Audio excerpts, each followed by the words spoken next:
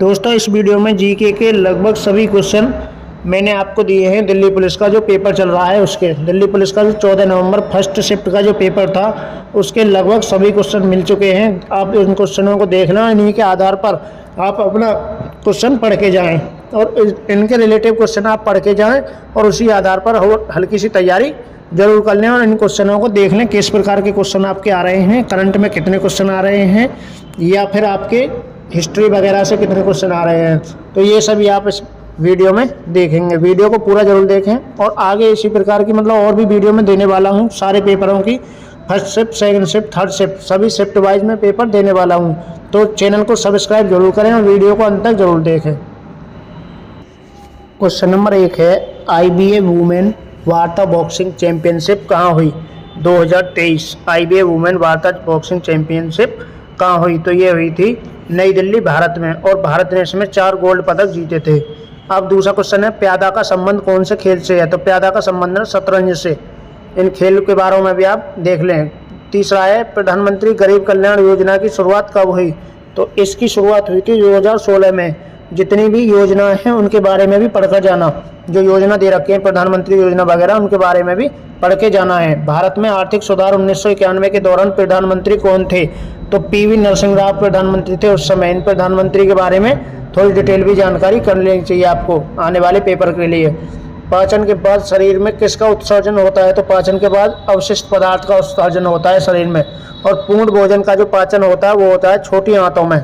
कौन सा उत्कृष्ट गैस नहीं है? तो ग्रुप 18 के जो सभी वो दे रखे हैं इसमें, ग्रुप 18 में जितने भी सदस्य हैं गैस हैं वो।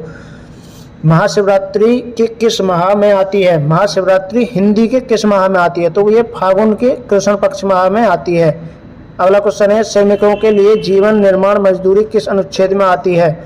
अनुच्छेद 43 में। तो अनुच्छेद के भी 2-3 क्वेश्चन इसमें पूछे गए हैं। राष्ट्रपति के बारे में एक क्वेश्चन दे रखा था, राष्ट्रपति के क्षमादान के बारे में एक क्वेश्चन दे रखा था। ये एक्चुअली पूरा क्वेश्चन नहीं आया है।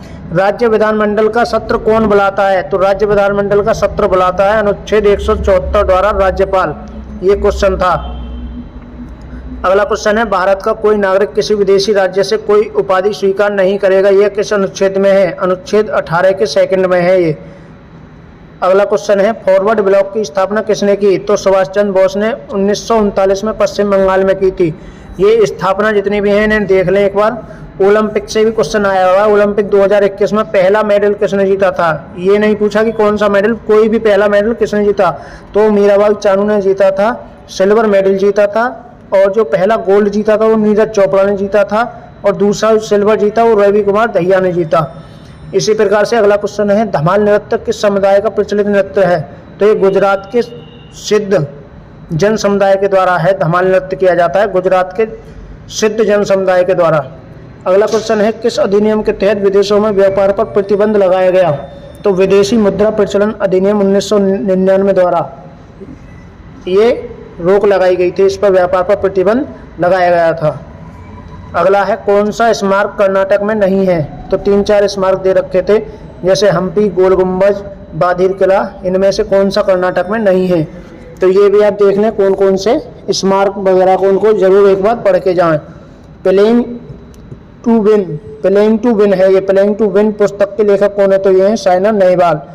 किस वर्ष तक, अगला क्वेश्चन है, किस वर्ष तक निःशुल्क शिक्षा प्रदान की जाती है?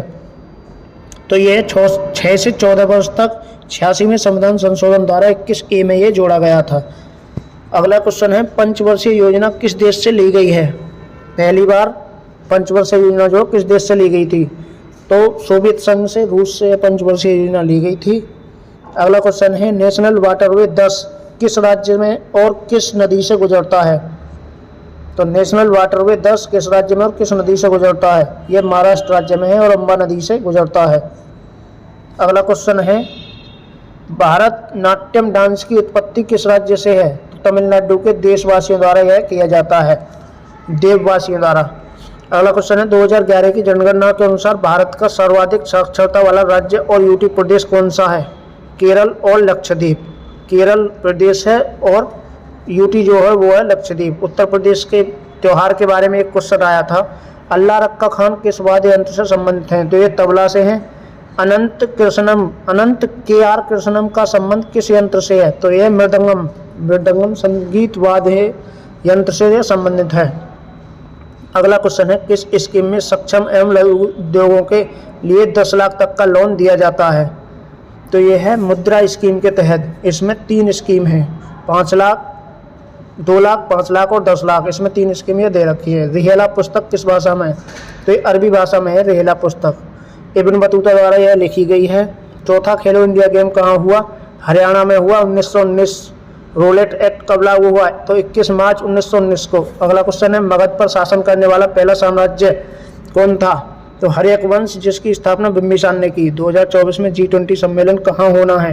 ब्राजील में होना है। संगीत कला नंदी पुरस्कार के लिए किसे चुना गया है? संगीत कला निधि पुरस्कार के लिए किसे चुना गया है? तो बॉम्बे जयश्री को चुना गया है। कौन सा आदमी चट्टान नहीं है? कौन सा?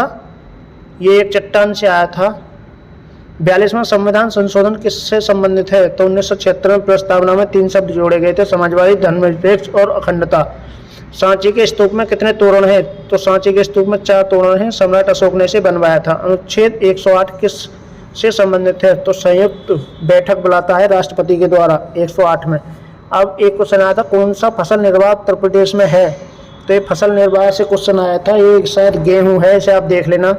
अगला क्वेश्चन है, रविन्द्रनाथ टैगोर ने नाइटहुड की उपाधि क्यों लौटा दी?